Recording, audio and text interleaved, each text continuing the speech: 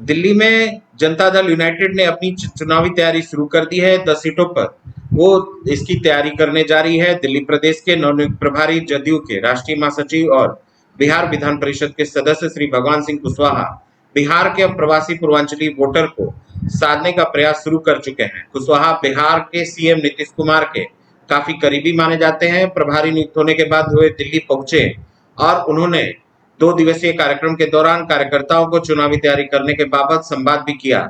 दिल्ली के बुराड़ी सरीखे पूर्वांचली बिहारी मतदाताओं से भरे इलाके में लोगों को जोड़ने के लिए कार्यकर्ता सम्मेलन का आयोजन किया गया है।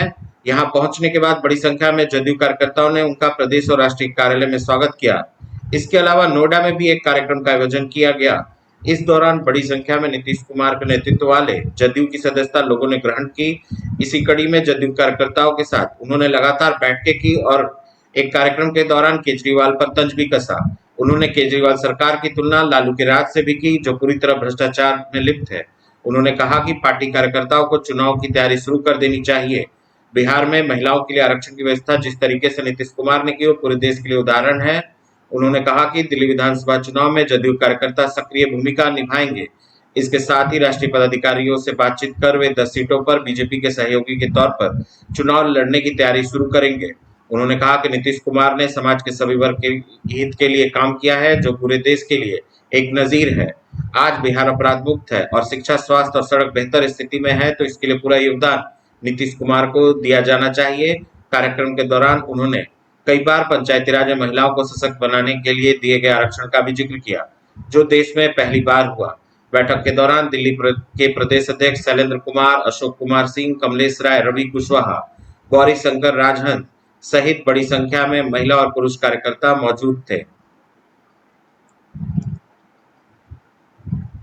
जदयू की किस तरह की तैयारी है दिल्ली विधानसभा चुनाव को लेकर? सबसे पहले हम आपको बता दें कि दिल्ली स्टेट की प्रभारी की जिम्मेदारी माननीय नीतीश कुमार जी ने हमको दिया और नीतीश कुमार जी ने बहुत भरोसा किया और नीतीश कुमार के सम्मान और उनके आदेश को पालन करते हुए मैंने आज प्रथम बार दिल्ली आया और दिल्ली पहुंचने के बाद दिल्ली स्टेट कार्यालय, दिल्ली राष्ट्रीय कार्यालय में कार्यकर्ताओं के साथ समर्थकों के द्वारा भव्य हमरा सम्मान दिया गया, स्वागत किया गया।